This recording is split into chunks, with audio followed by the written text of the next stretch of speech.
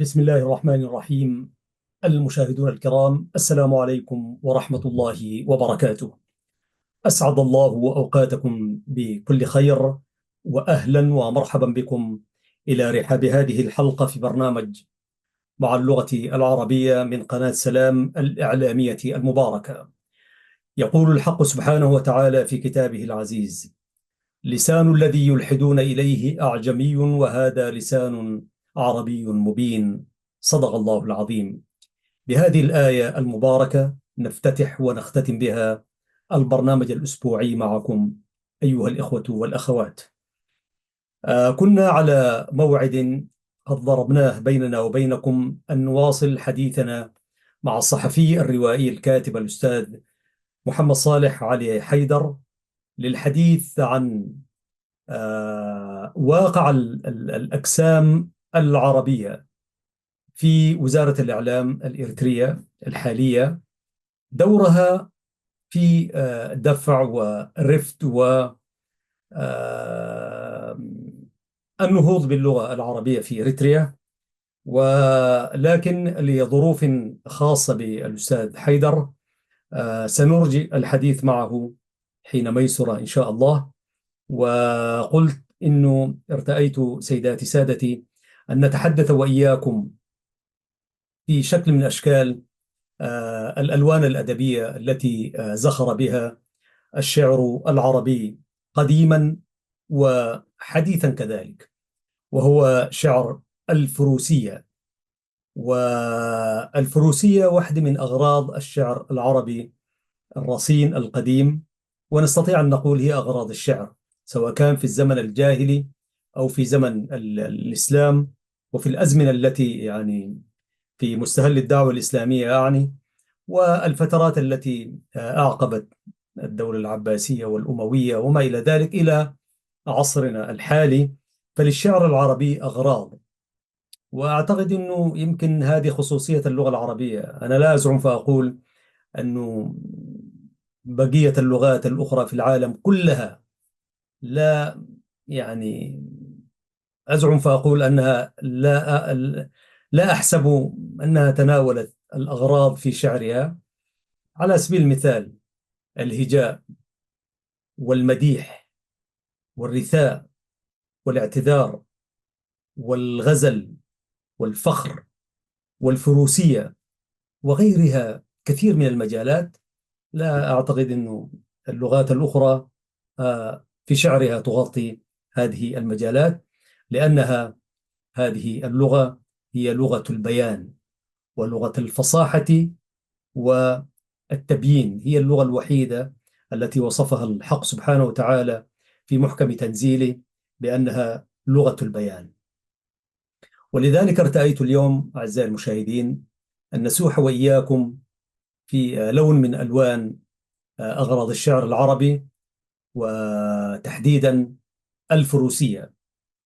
والفروسية عندما نقول في الشعر العربي، كثيرون الذين كتبوا في الفروسية في الشعر العربي، ولكن لا تأتي الفروسية وإلا يتقدمها شاعر فحل، وهو الشاعر الذي نعتز ونفتخر به وننتمي إليه مدرسة وفكرا ورؤى، أبو الطيب المتنبي رحمة الله عليه. ف... ولأنني برضو وددت أن أربط المتنبي بمن كان يعترف بشاعريته، المتنبي أكثر من غيره، والعكس صحيح كذلك. آه، أبو العلاء المعري. أبو العلاء المعري دائما كان يخص بالشاعرية أبو الطيب المتنبي. يقول قال هكذا إلى أن يأتي إلى شعر المتنبي فيقول: قال الشاعر أبو الطيب المتنبي. وسبحان الله، فقد وجدت دراسة في غاية الأهمية، دراسة مقارنة بين الشعر المتنبي وأبي العلاء المعري في موضوع الفروسية، وهي دراسة آه، يعني ممتازة جدا لأنها دراسة علمية، فارتأيت مشاهدي الكرام أن أستعرضها لكم في هذه الحلقة. الدراسة هي طبعا دراسة طويلة، ولكن سنقرأ ما تيسر منها إن شاء الله. فكونوا معنا أيها الإخوة والأخوات، وفي هذه الحلقة من برنامج عفوا مع اللغة العربية. للأمانة العلمية طبعا، شعر الفروسية لدى المتنبي والمعري، ولا نحتاج أعتقد أنه نتحدث عن المتنبي وأبي العلاء المعري السيرة الذاتية، فهما يعني علمان يعني من أعلام الشعر العربي. لكن نشير على أنه هذه الدراسة هي الدكتور عبير عبيد الشبيل.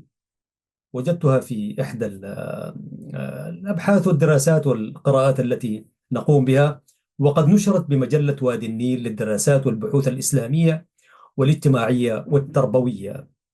هي دراسة علمية ممتازة جدا، ولذلك آه، ملخص هذه الدراسة تقول الدكتورة عبير: هدفت هذه الدراسة إلى الكشف عن الجانب المادي للفروسية، وصف الخيل وآلات الحرب، وكذلك الجانب المعنوي للفروسية، أخلاق الفارس العربي. والفرسان في ذلك الزمن الجميل لم يكونوا كفرسان اليوم، يعني هنالك أخلاقيات، يعني الأمم المتحدة عبر آه، يعني اتفاقيات وال يعني سنت قوانين الحرب وقوانين للأسرى وما إلى ذلك، ولكن من الذي يعمل بها؟ الفارس العربي القديم كان لديه أخلاق يعني. في شعر الفروسية بحثت الدكتورة في ديوان المتنبي وديوان سقط الزند. سقط الزند هو أحد الدواوين الكبرى لأبي العلاء المعري. والمعري طبعا كان يعني ولديه لزوم ما لا يلزم، لكن المعري كان دوما يعتز بلزوم ما لا يلزم. عفوا، لا، كان يعتز بسقط الزند، فكان يطلب من طلابه أن يقرأوا له من ديوان سقط الزند، لأن كان يصف ذلك لزوم ما لا يلزم يعني بشعر الشباب وما إلى ذلك. وأرجو أن لا أكون مخطئا في ذلك، لكن هذا ما كان يقوله عدد من علمائنا في الشعر العربي وهم يتحدثون عن المعري. أبي العلاء المعري طبعا قامة شعرية أدبية فلسفية كبرى، والمتنبي رجل فيلسوف، وفي نفس الوقت برضه هو رجل يعني فارس، فارس في ميادين القتال وفي ميادين الشعر يعني. فالدكتورة دار تعمل مقارنة بين شعر الفروسية عند المتنبي وعند أبي العلاء المعري، وتقول: وللكشف عن الخصائص الفنية لشعر الفروسية لدى كل منهما، وقد استخدمت الدراسة المنهج الوصفي التحليلي النقدي. المنهج الوصفي التحليلي لما يكون نقدي كمان شوية الدراسة تكون أقوى وأصعب يعني. وكما تعرضت الدراسة لمفهوم الفروسية، مفهوم الفروسية لغة واصطلاحا ونشأتها في البيئة العربية، وخصائص الفروسية المادية والمعنوية لدى الفارس العربي. وتم عرض نماذج من شعر الفروسية لدى كل من الشاعرين أبو الطيب المتنبي وأبو العلاء المعري رحمة الله عليهما. وختمت الدراسة بتحليل الخصائص الفنية لشعر الفروسية لدى الشاعرين، وقد توصلت الدراسة إلى نتائج عدة، منها على سبيل المثال أن شعر الفروسية بجانبيه المادي والمعنوي قد احتل المقام الأول في ديوان المتنبي والمعري، مقارنة مع الأغراض الشعرية الأخرى. هؤلاء هذين الشاعرين الكبيرين كتبا في كل شيء، لكن احتل شعر الفروسية عندهما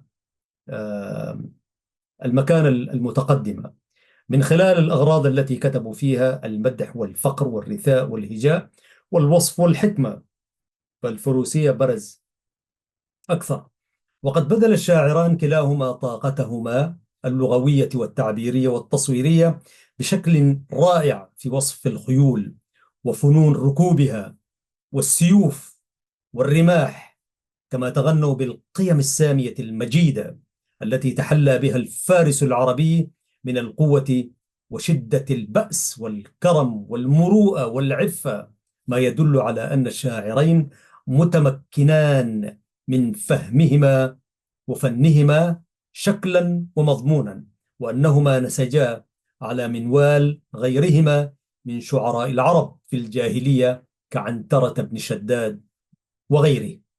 وتوصي الباحثة الدكتورة عبير أن يتم تضمين أشعار الفروسية العربية في مناهجنا التعليمية، وما أكثر حوجة لها لما تحمله من آثار نفسية إيجابية على أجيالنا، وما تدعو إليه من قيم سامية، ناهيك عن ربطها بتاريخنا المجيد.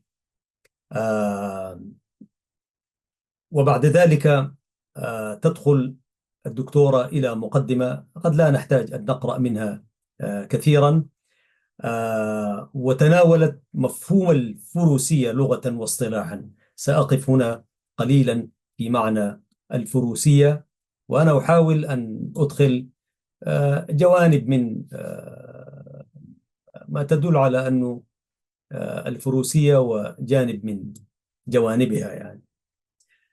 تقول إن الفروسية والحماسة والفتوة هي أساس المكارم العربية، وقد تضمنت هذه المفاهيم الثلاث صفات: الشجاعة والمروءة والبطولة والكرم والنخوة. فالفروسية في لغة العرب تقتضي بأن يكون الفارس العربي ذا رأي وحنكة وبصيرة بالأمور.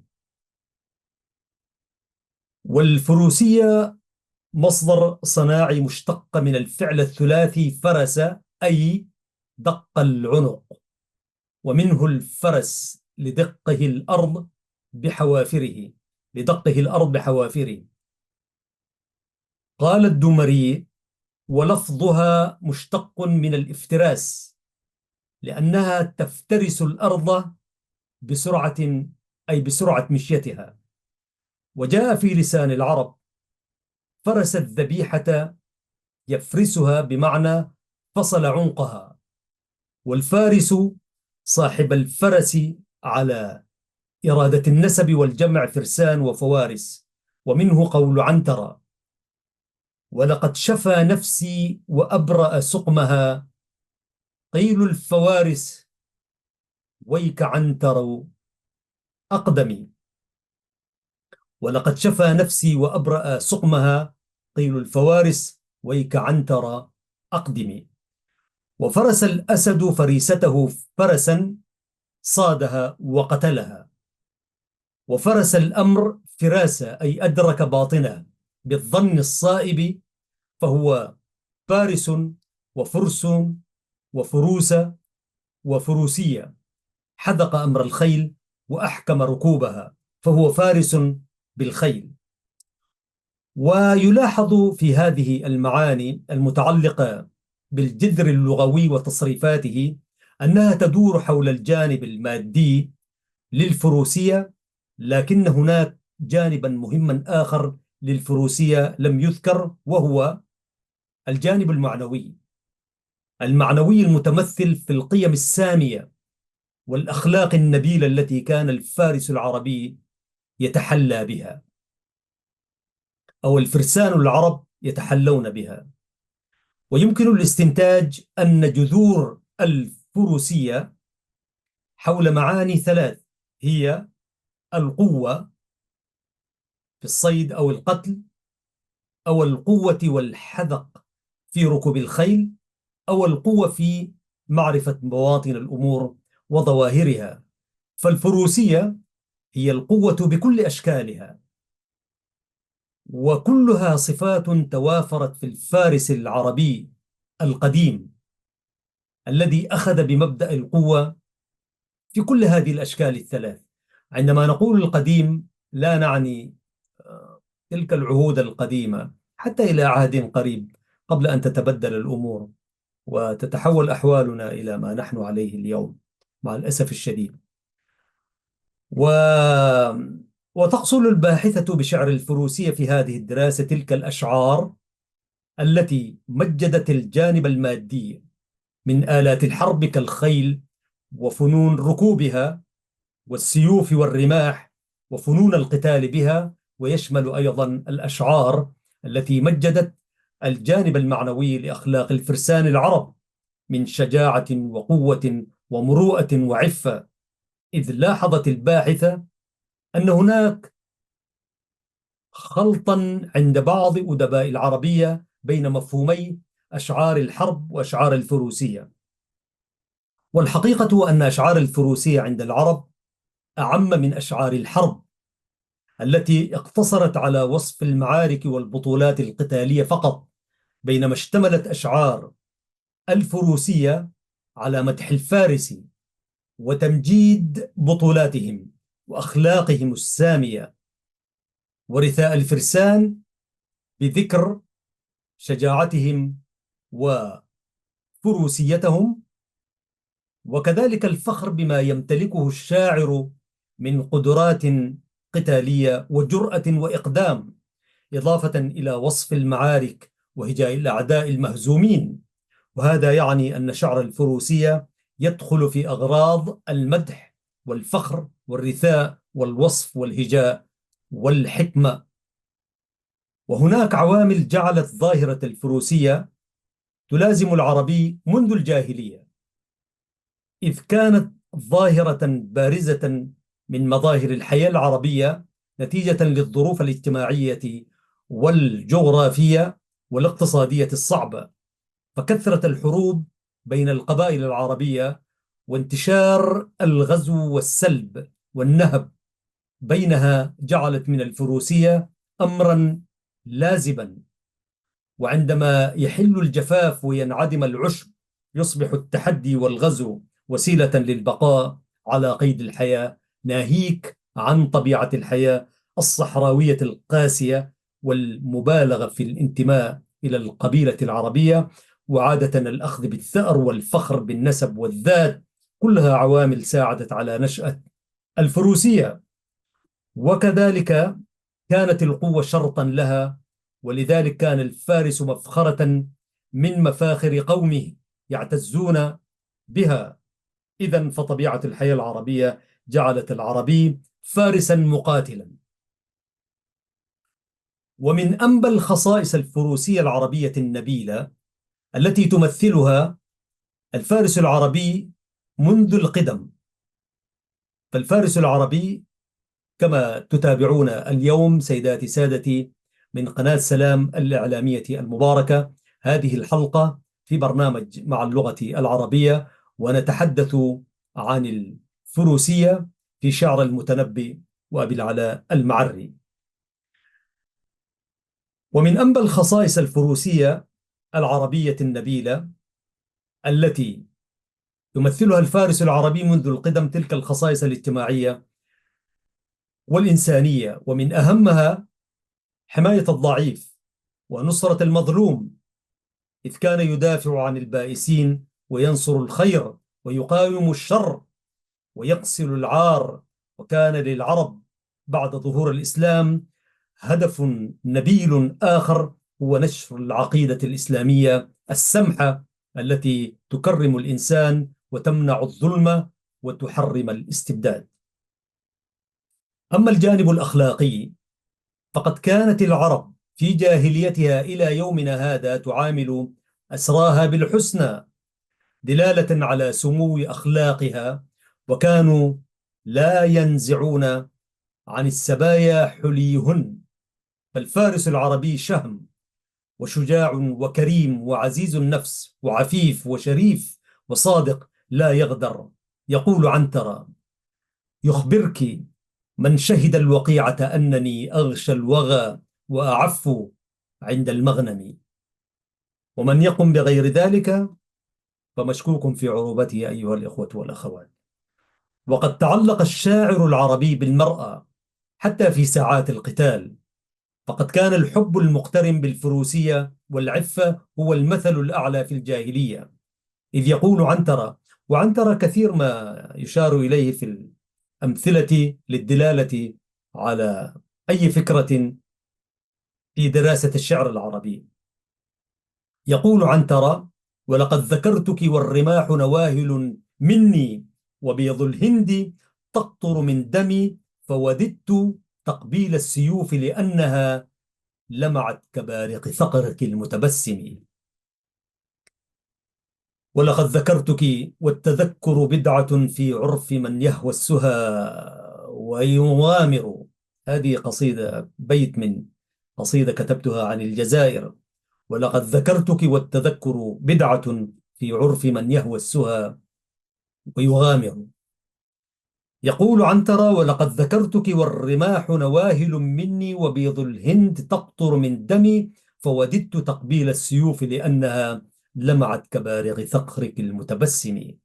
أما الجانب الحربي فقد كانت الفروسية لا تتأتى إلا نتيجة التدريب والمراس والتجربة الطويلة في المعارك، فقد كان العرب يعلمون أولادهم منذ الصغر على الكر والفر وركوب الخيل، وكان للعرب ألفاظ وشعارات معينة في المعارك وراية ملونة كذلك. وترى الباحثة أن هذه الصفات الحميدة وتلك الأخلاق السامية هي التي أهلت أمة العرب لحمل رسالة الإسلام السمحة إلى البشرية جمعاء. ولنا أن نتخيل لو أن رسول الله صلى الله عليه وسلم بعث إلى قوم جبناء أو أذلاء أو بخلاء، فكيف كان الإسلام سينتشر بهذه السرعة الفائقة شرقا وغربا، وينتصر على أعتى وأقوى إمبراطوريتين في التاريخ العسكري، ويدخل الناس في دين الله أفواجا، لولا التمسك بتلك القيم المجيدة التي كان يتمتع بها ذلك الفارس العربي المسلم. وفيما يأتي نماذج من أشعار الفروسية لدى المتنبي والمعري والخصائص الفنية التي تميزت بها تلك الأشعار كما تقول الدكتور عبير. وتستهلها بشعر الفروسية عند المتنبي. طبعا المتنبي يتقدم على أبي العلاء المعري، وكما قلت لكم كان أبي العلاء المعري يخص الشاعرية للمتنبي، يقول: قال الشاعر المتنبي، لكن لغيرهم يقول قال فلان قال هكذا. ف... فسئل المعري: لماذا تخص الشاعرية؟ هذا على هامش الدراسة أيها المشاهدون الكرام. لماذا تخص الشاعرية المتنبي دون غيره؟ هكذا سئل أبي العلاء المعري، فقال لهم: أوليس هو القائل كذا، أوليس هو القائل كذا. أتى بأبيات من الشعر، وأعتقد أن البيت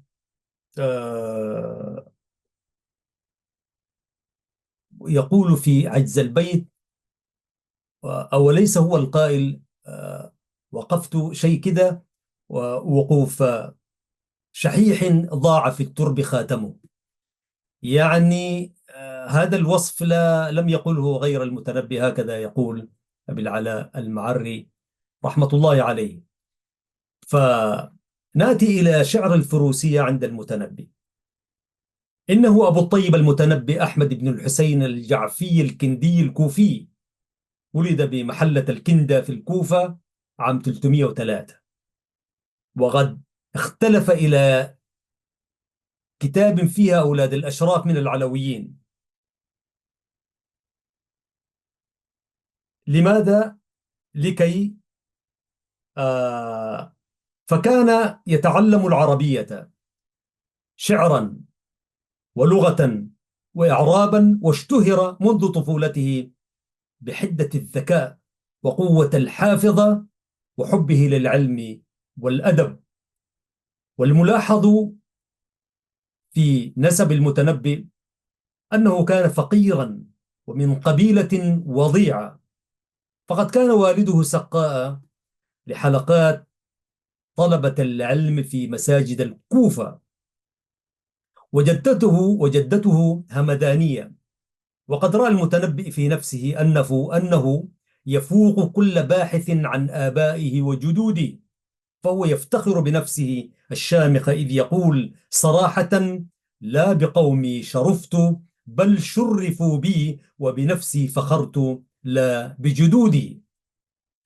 ولم يكتفي بهذا الاعتداد بنفسه، بل مال أيضا إلى الفخر بعروبته التي وجدها في شخصية الفارس المغوار الأمير العربي الحلبي سيف الدولة الحمداني، إذ يقول: تهاب سيوف الهند وهي حدائد، فكيف إذا كانت نزارية عربا. ومن مظاهر حبه لعروبته أنه كان متضايقا من تحكم العناصر العجمة في العرب، كقوله: وإنما الناس بالملوك وما تفلح عرب ملوكها عجم.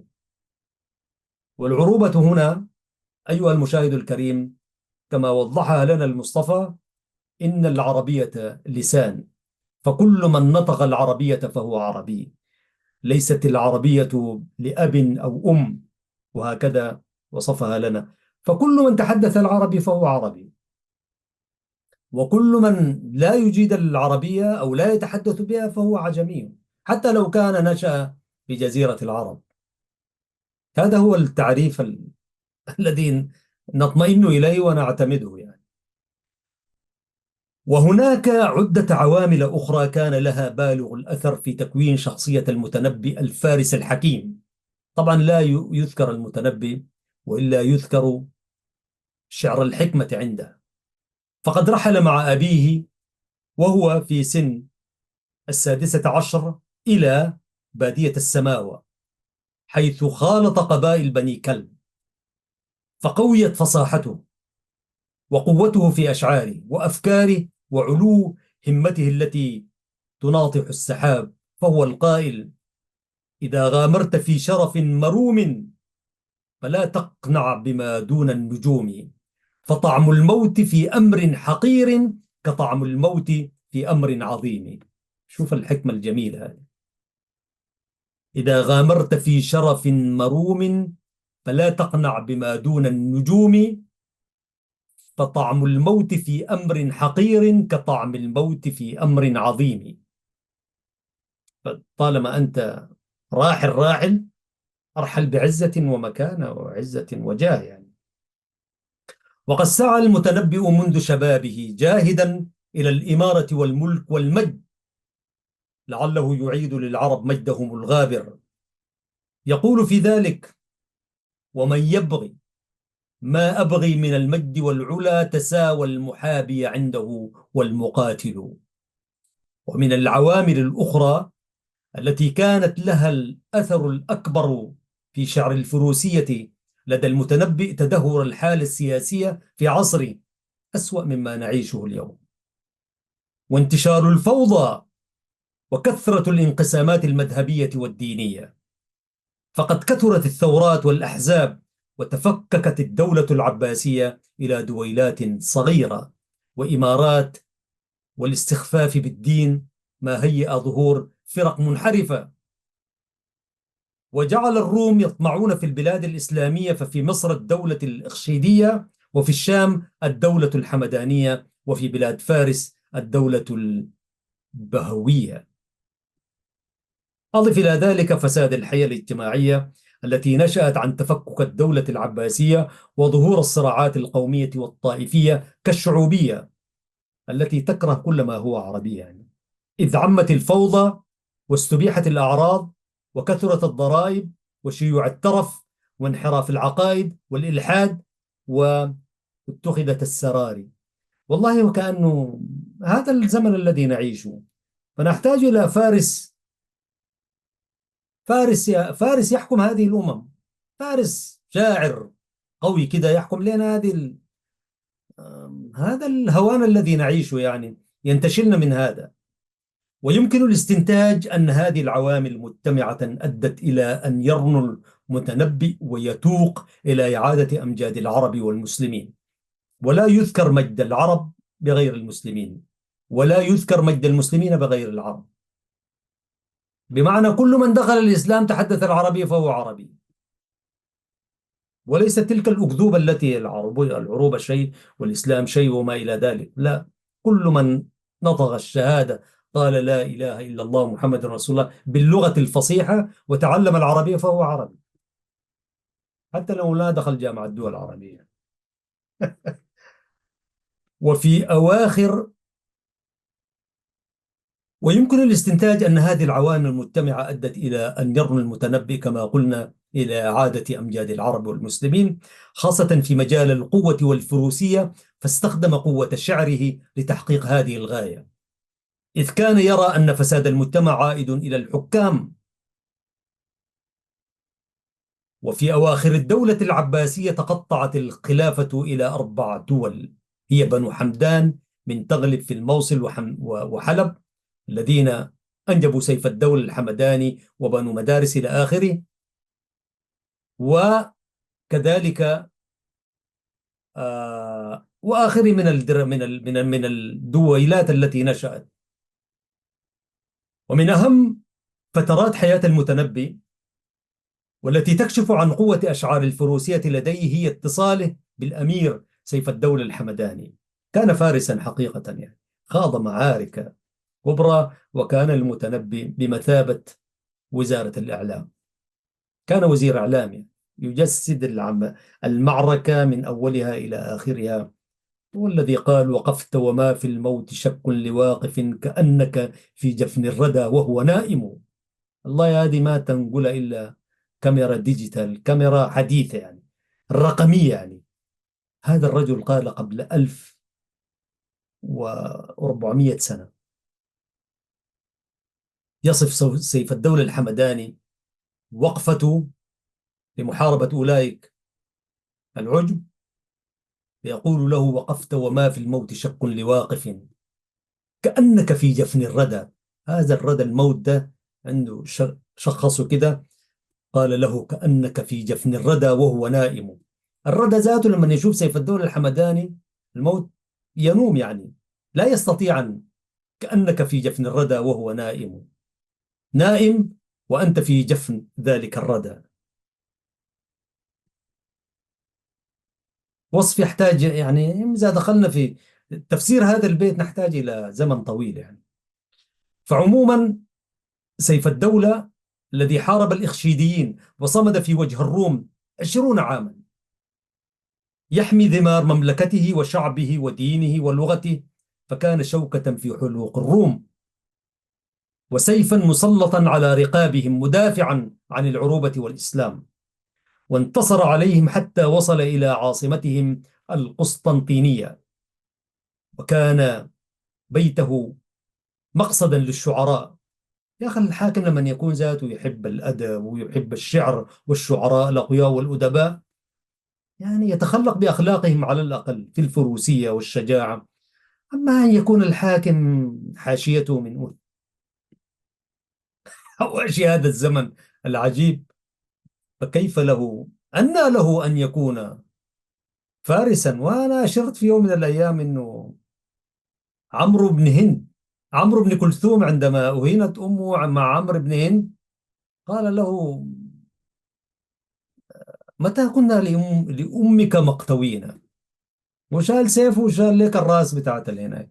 بالله كم المهانات التي نجدها نراها اليوم جهارا نهارا عند أولئك القادة الذين يقودون بلادنا العربية والإسلام. إهانات وإهانات هنا وهناك. ده قالت وأماه وذلاه، عفوا وذلاه يا لتغلب قبيلة وحدي، الآن تدمر بلاد المسلمين وبلاد العرب جهارا نهارا، وذلة هنا ومهانة هنا وانتكاسة هنا وانكسارا واحتقارا، ولا ماتت الضمائر في الأمة العربية والإسلامية. كل ذلك بفعل الذين يقودون والساسة يعني. فقد كان سيف الدولة سمح النفس كريم الخلق، وكان من الهين عليه أن يتخذ المتنبي صديقا صدوقا، فهو الشاعر المجيد الذي سيخلد بطولاته، يعني بطولات سيف الدولة، ورأى المتنبي في سيف الدولة الأمير العربي الذي يستحق قصائده الغوالي. ولكن طبعا يعني برضو ما دام الحب والوشاج بين هذين الفارسين، دخل أولئك يعني نسميهم اليوم الحساد أو السماسرة أو المرتزقة والتجار وما إلى ذلك، فأفسدوا العلاقة بين فارسين وانتهت الدولة. مجده، ثم برضو لأنه شاعر لا يقبل الإهانة فأعلن الحرب عليه، ده في نهاية عهده، وتقطعت بهم السبل. يقول المتنبي: شاعر اللفظ خدنه شاعر المجد، كلانا رب المعاني الدقاق. يعني هو وسيف الدولة الحمداني شاعر اللفظ، خدنه شاعر المجد، كلانا رب المعاني الدقاق. وهنا يلاحظ اعتداد المتنبئ بنفسه بجانب فخره بالأمير سيف الدولة الحمداني، ويقدم نفسه طبعا. وحتى عندما أتى مجلس سيف الدولة الحمداني اشترط عليه أن يقول شعره جالسا معه، ولا يقف كما يقف أولئك الشعراء. قال له: أنا سأقول شعري جالس بجانبه، وليس متواري هناك يقول شعره كده متواري خفية يعني. قال له: أنا أقول الشعر واقف. قبل ذلك التحدي، ومن هنا بدأت المناكفات بين عدد من الشعراء الذين حسدوا المتنبي. وإذ كلاهما محتاج للآخر، سيف الدولة والمتنبي، كحاجة اللفظ للمعنى للتعبير الشعري، وكلاهما يسعى إلى ذروة المجد. ويقول أيضا: لك الحمد في الدر الذي لي لفظه، فإنك معطيه وإني ناظم. لقد صحب المتنبي سيف الدولة الحمداني 8 سنوات. بالله شوف، خلد هذا الشعر وديوان المتنبي تقراه وتلاقي بطولات وشجاعة سيف الدولة كلها 8 سنين. كم من الشعراء منا اليوم، وكم الرؤساء الذين يعيشون يقودون البلاد 30 35 40 سنة، ولا مجد ولا عزة ولا فقر. 8 سنوات فقط نظم خلالها 38 قصيدة و31 قطعة، منها 14 في وصف وقائعه مع الروم. وكان سيف الدولة يغدق عليه أيما إغداق، ويبالغ في إكرامه ويدينه منه، يقربه يعني أو يدنيه منه. يقول المتنبي في ذلك: موقع الخيل من نداك طفيف، ولو أن الجياد منها ألوف. وكان يصحبه في كثير من حروبه، فوصفها وصف الشاهد، ما جعلها وثيقة تاريخية يعتد بها، كما أشرت قبل قليل.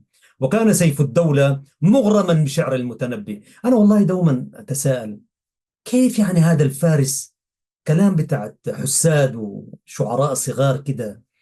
يعني أنا أقول يمكن ما كان واعي يعني، أسكروه قبل عقله ذلك الفارس سيف الدولة الحمداني، فصدقوا أولئك الوشاة كذبهم، وقال له: هذا يفتخر به نفسي ويقول كذا وكذا. فطارت عليه إلى أن وقعت بينه وبين ذلك الشاعر ابن خالويه يعني.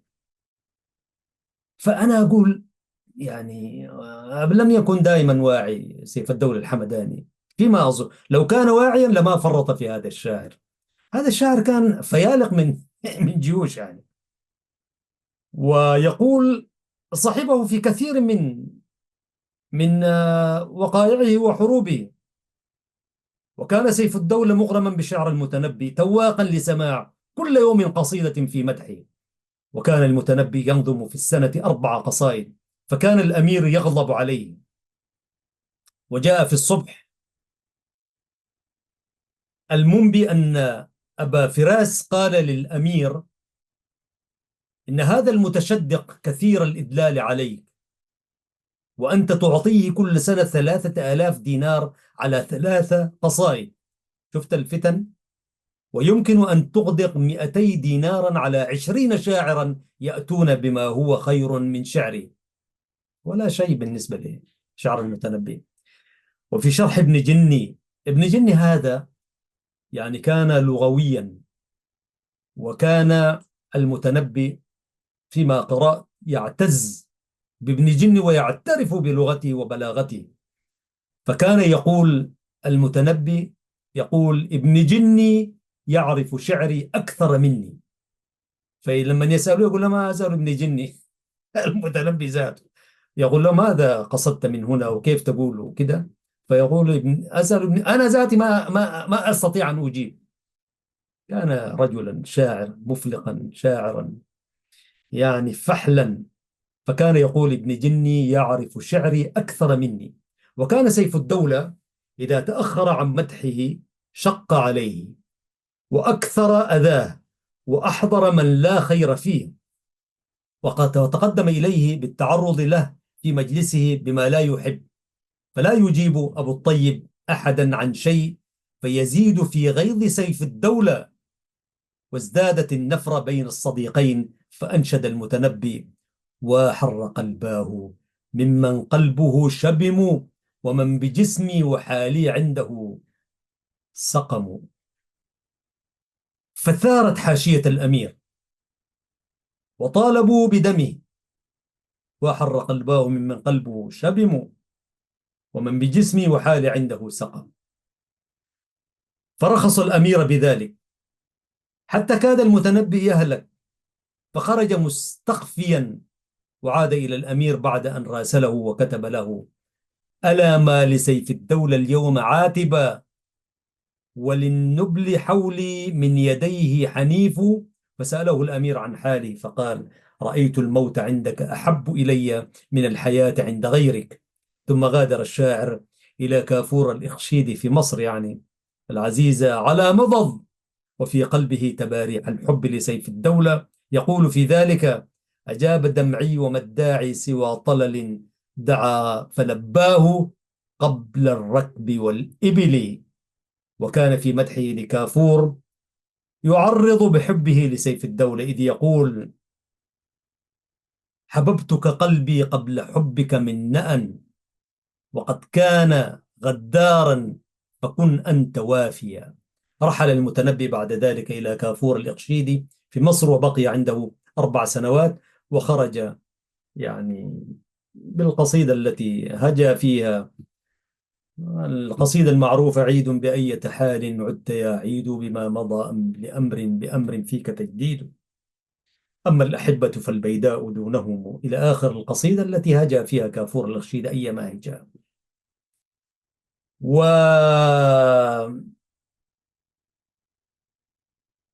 ثم غادر إلى فارس. من مصر غادر إلى فارس، ونزل عند الأديب ابن العبيد وزير عضد الدولة التي أوصله إليه، ومدحه بقصيدة يحن فيها المتنبي إلى العربية: ساب العرب مشى فارس، إيران الحالية التي افتقدها في فارس، في فارس يعني في الدولة الفارسية، فما وجد لها أثرا. يقول في مطلعها: مغاني الشعب طيبا في المغاني، بمنزلة الربيع من الزمان، ولكن الفتى العربي فيها غريب الوجه واليد واللسان. ملاعب جنة لو سار فيها سليمان، لصار بترجمان. آه ويدور الحوار بينه وبين خيله، يعني فرسه. عن هذا يثار إلى الطعام فيجيبه، يعني معقول نخلي الجنة دي ونطلع؟ فيجيبه الفرس: أبوكم آدم سن المعاصي وعلمكم مفارقة الجنان. مش مشكلتي أنا، قال لي المتنبي: أبو خرج من الجنة أبونا آدم عليه السلام. هذه القصيدة ذكرتني مغاني الشعب طيبا في المغاني، كانت إحدى المقررات لنا في مدرسة ود شريفي في المرحلة الوسطى، يعني السودان فترة السبعينيات. وقصيدة اسمها الشعبي بوان، وكانت مقررة وكانت قصيدة جميلة وكنا نلحنها. كنت العبد لله أحد الملحنين لهذه القصيدة. فالتحية لأستاذنا موسى علي خلف الله، كان أستاذ اللغة العربية سنة أولى وسنة ثانية، في السنة الأولى وفي السنة الثانية. فكان يطلب مني أن أتقدم الأصوات واللحن وما إلى ذلك. لحنت أنا بمجموعة فيطلب مني يلا يا أحمد مغاني الشعب، خاصة إذا شاف الفصل يعني شوية بعد الفطور، يعني بعد الإفطار، وخاصة إذا كان العدس يعني العدس فومها وعدسها وبصلها يعني. فالعدس ينوم طبعا، فيقول يا جماعة يلا يا جماعة مغاني الشعب. فنقوم فكنا نقول هكذا: مغاني الشعب طيبا في المغاني، بمنزلة الربيع من الزمان، ولكن الفتى العربي فيها غريب الوجه واليد واللسان. يعني كانت قصيدة جميلة والله، والنغام جميلة وأصواتنا ندية ساعتها يعني. كده خلونا شوية ندندن يعني. أنا حأكتب القصيدة إذا جاءتني كاملة، يمكن أن ندندن منها شيء يعني. مغاني الشعب طيبا في المغاني، بمنزلة الربيع من الزمان، ولكن الفتى العربي فيها. مغاني الشعب طيبا في المغاني. نعم. كنا نرددها هكذا. والتحية لأقراني وزملائي في مدرسة والشريفين الوسطى. نعم. ملاعب جنة لو سار فيها سليمان لسار بترجمان، طبت فرساننا والخيل حتى خشيت وإن كرمن من الحران.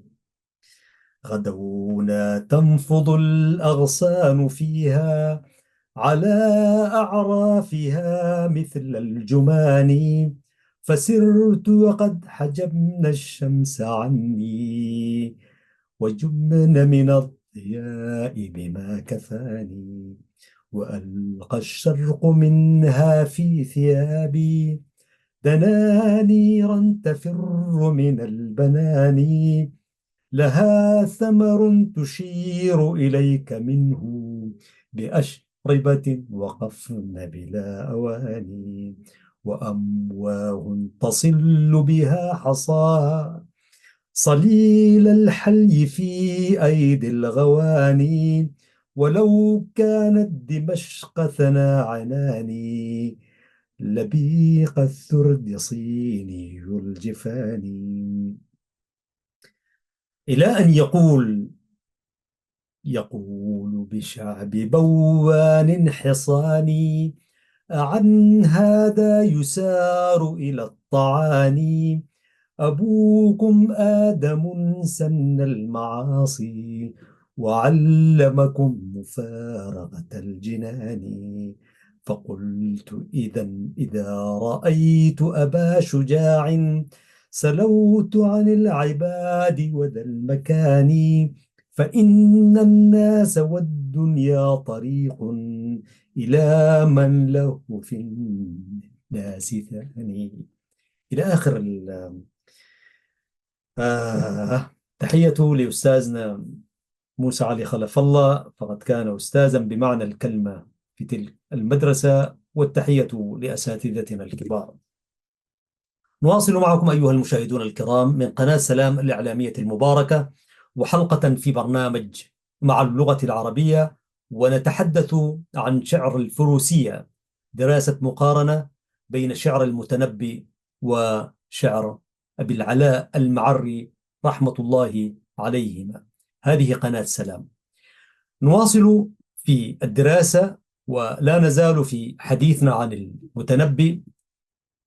كان المتنبئ شاعر العربية الأكبر الذي هز بشعره القوي الفخم وجدان الملوك والأمراء والفرسان ونال عطاياهم وجوائزهم، لأنه أشد ما يكون قوة وأعظم ما يكون فحولة وأصدق تعبيرا وأسمى خيالا عند نظمه لشعر الفروسية. أصلا المتنبي لا تجد عنده قصيدة مايعة كده، حتى الغزل والحب عنده يعني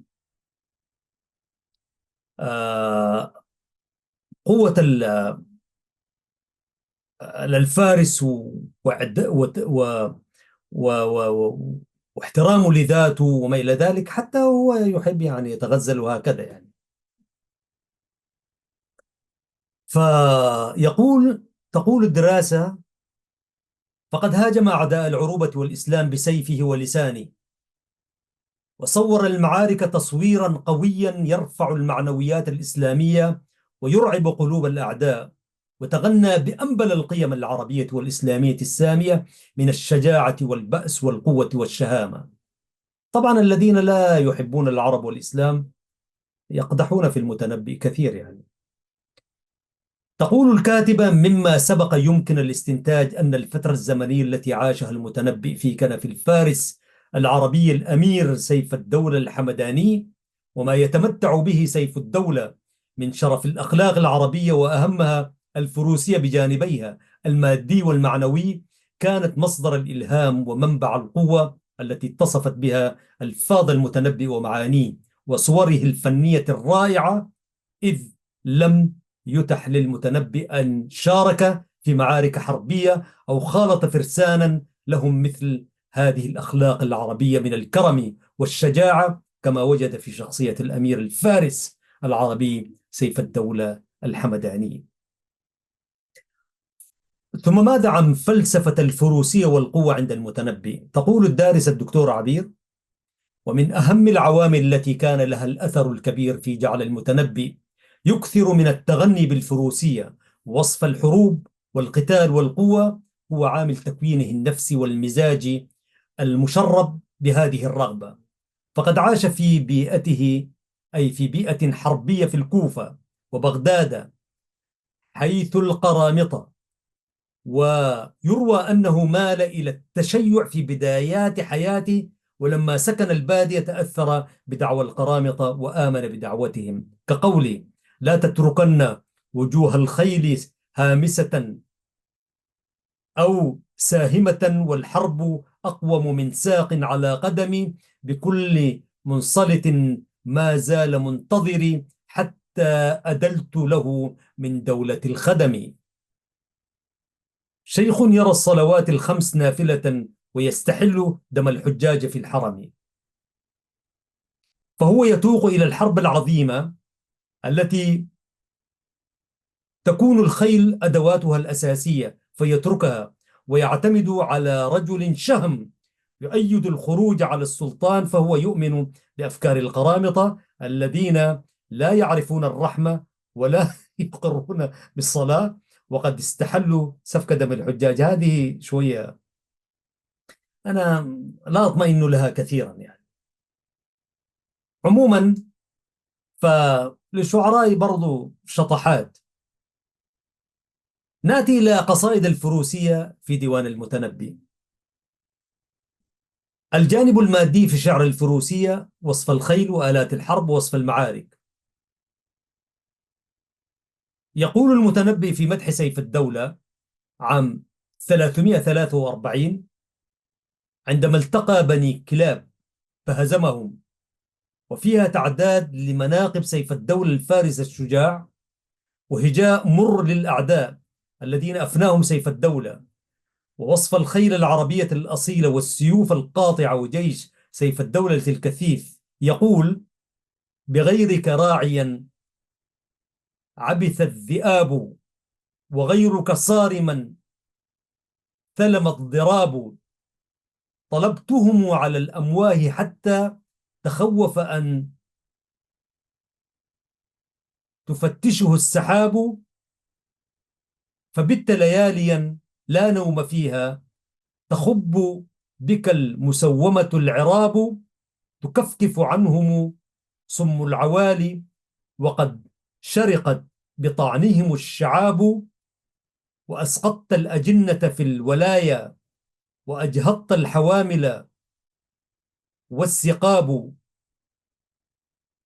ولو غير الأمير غزا كلابا، ثناه عن شموسهم ضباب، وخيلا تقتدي ريح الموامي، ويكفيها من الماء السراب، ومن ومن في كفه منهم قناة، كمن في كفه منهم خضاب، كذا فليسري من طلب الأعادي، ومثل سراك فليكن الطلاب.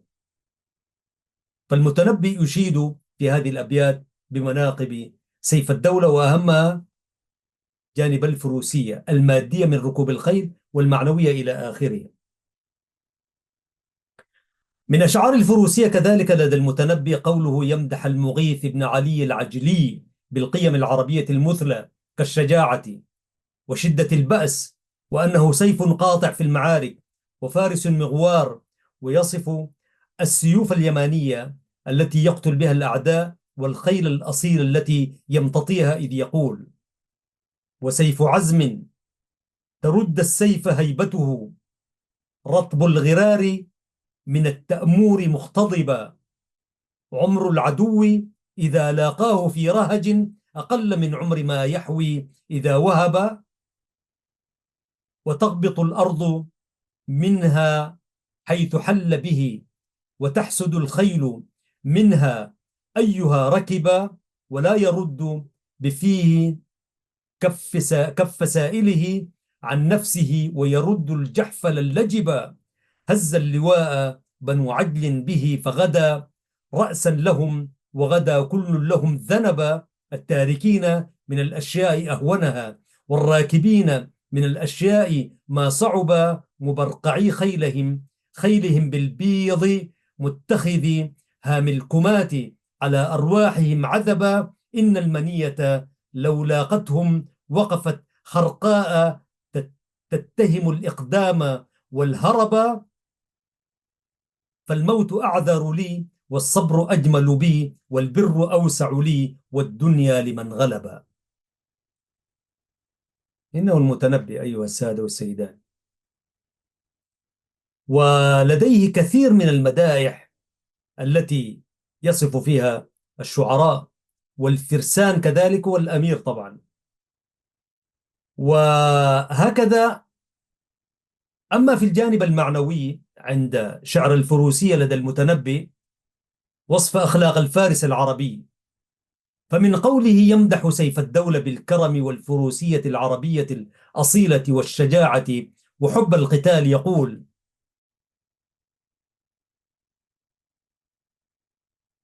وقي الأمير هوى العيون، فإنه ما لا يزول ببأسه وسخائه، يستأسر البطل الكمي بنظرة، ويحول بين فؤاده وعزائه، من للسيوف بأن تكون سميها في أصله، وفرنده ووفائه، طبع الحديد فكان من أجناسه، وعلي المطبوع من آبائه.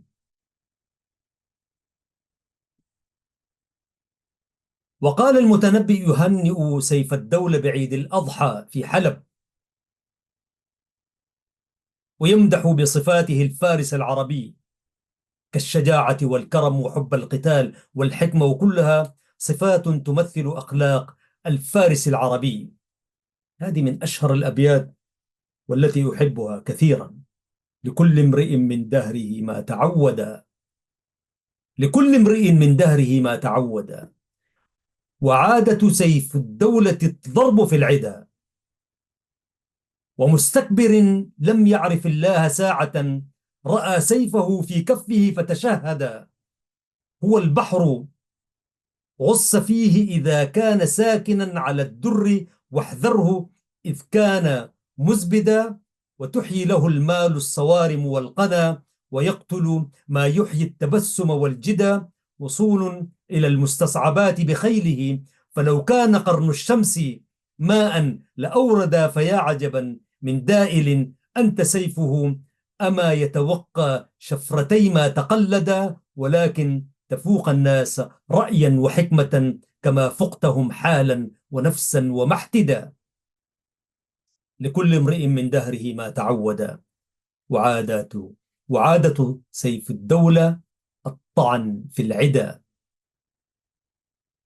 ففي المقطوعة الشعرية عزيزي المشاهد وعزيزتي المشاهدة، مما استعرضناه من شعر المتنبي في الفروسية، تلاحظ كما يقول أو تقول الدكتورة عبير، وهي تعمل دراسة مقارنة بين شعر المتنبي وأبي العلاء المعري، تقول: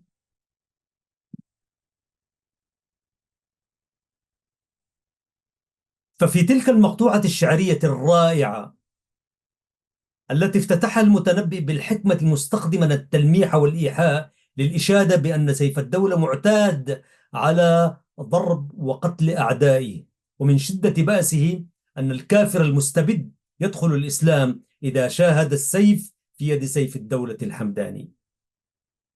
ومع هذا فهو كريم كثير العطاء عالي الهمة يحب المغامرة، فهو قد جمع المجد من جميع جوانبه، حكمة وبصيرة وشخصية وشهامة وطيب نسب.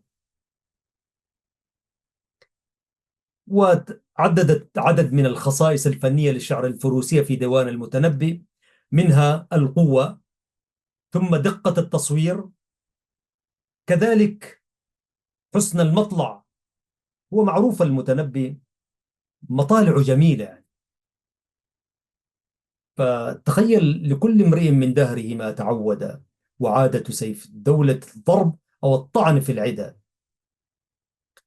وقوله كذلك في وصف معركة قلعة الحدث الحمراء، يقول: على قدر أهل العزم تأتي العزائم، وتأتي على قدر الكرام المكارم، وتعظم في عين الصغير صغارها، وتصغر في عين العظيم العظائم. كان يعني متفوقا في كل أزمنة الشعر العربي في حسن المطالع، أي حسن الاستهلال. وهنالك من يعيب،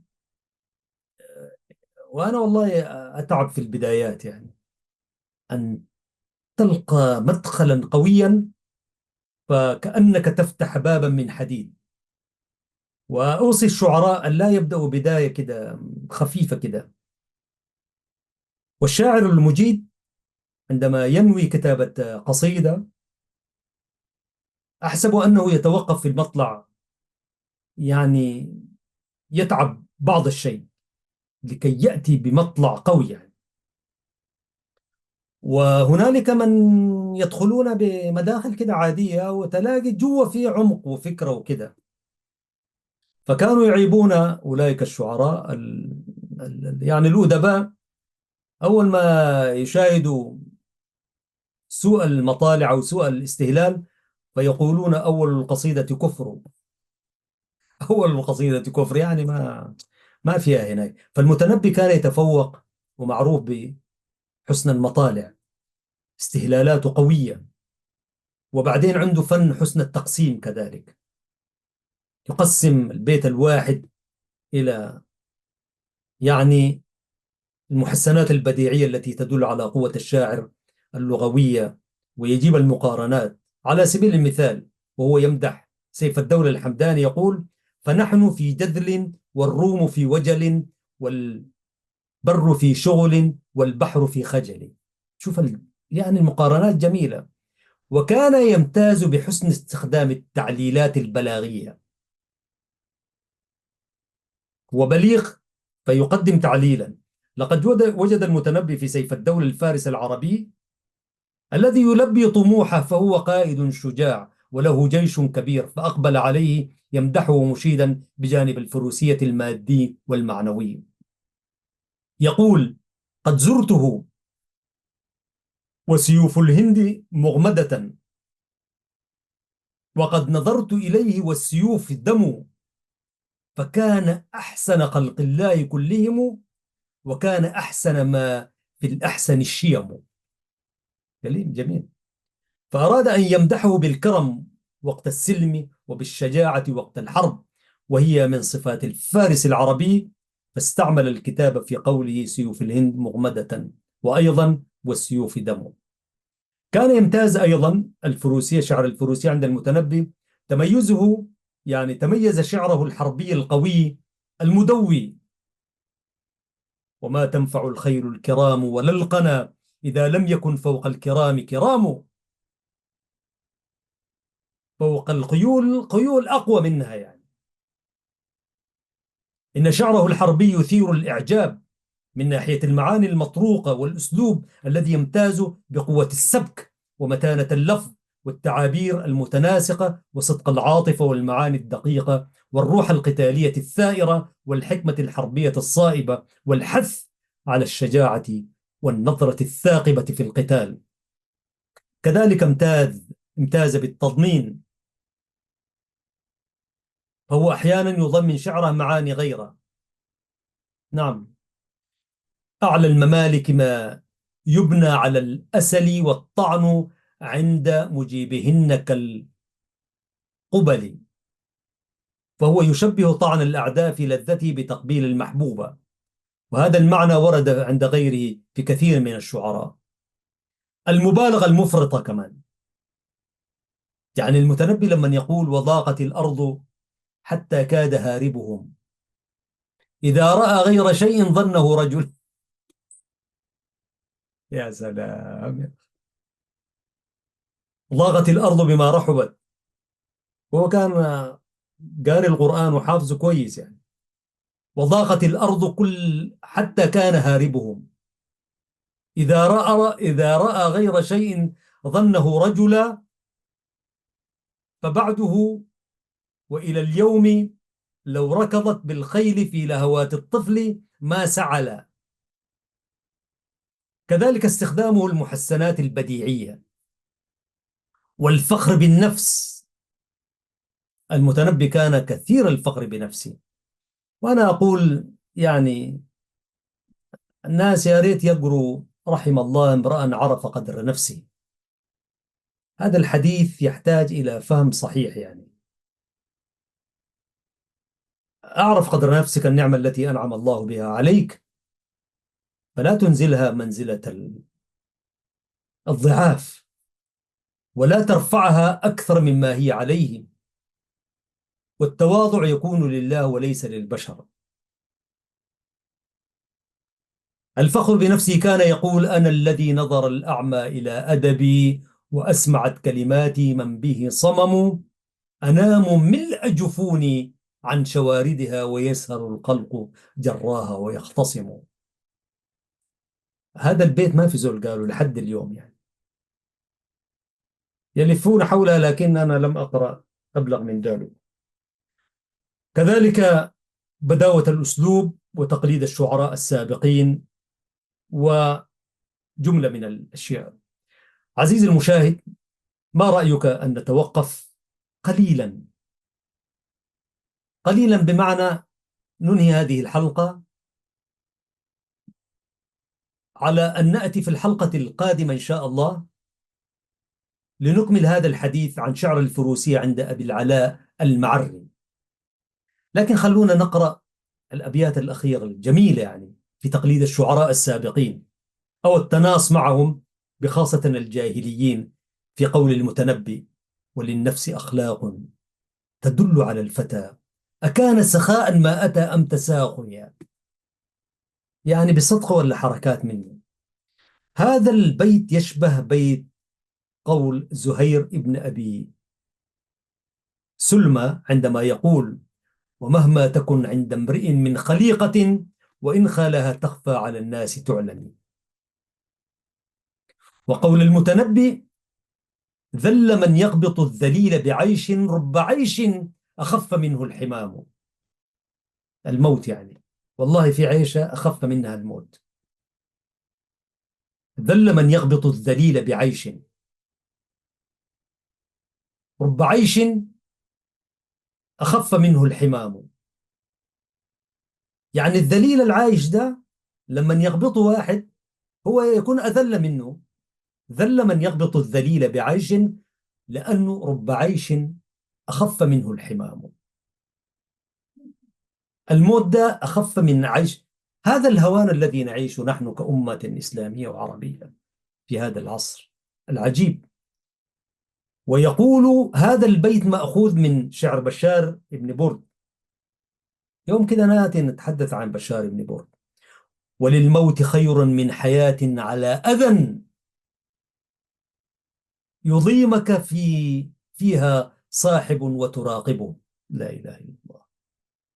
وللموت خير من حياة على أذى يضيمك فيها صاحب وتراقبه. ويقول المتنبي: ومن نكد الدنيا على الحر أن يرى صديقا له ما من عدوا له عفو ما من صداقته بد. من نكد الدنيا على الحر أن يرى عدوا له ما من صداقته بد. هذا حالنا لا يخفى عليك. أيها المشاهد الكريم، سأتوقف هنا. إذا تجاوزنا الزمن المسموح به أيها المخرجون اعذرونا، فإننا في رحاب الشعر العربي لا نحسب للدقائق ثوانيها، ولا للساعات يعني آه، دقاتها. أيها المشاهدون الكرام، يقول الحق سبحانه وتعالى في كتابه العزيز: لسان الذي يلحدون إليه أعجمي وهذا لسان عربي مبين. صدق الله العظيم. ويقول الشاعر العربي: الحي حي من حياة لسانه، فإذا أبيد من اللسان أبيد. آمل أن ألتقيكم في الحلقة القادمة من هذا البرنامج مع اللغة العربية، الذي يعده ويقدمه لكم بعون الله محدثكم أحمد شريف. التقيكم بإذنه تعالى مع فريق العمل الذي أخرج لنا هذه الحلقة بالشكل الذي ترونه. ألتقيكم معهم إن شاء الله في الأسبوع القادم من برنامج مع اللغة العربية. السلام عليكم ورحمة الله تعالى وبركاته.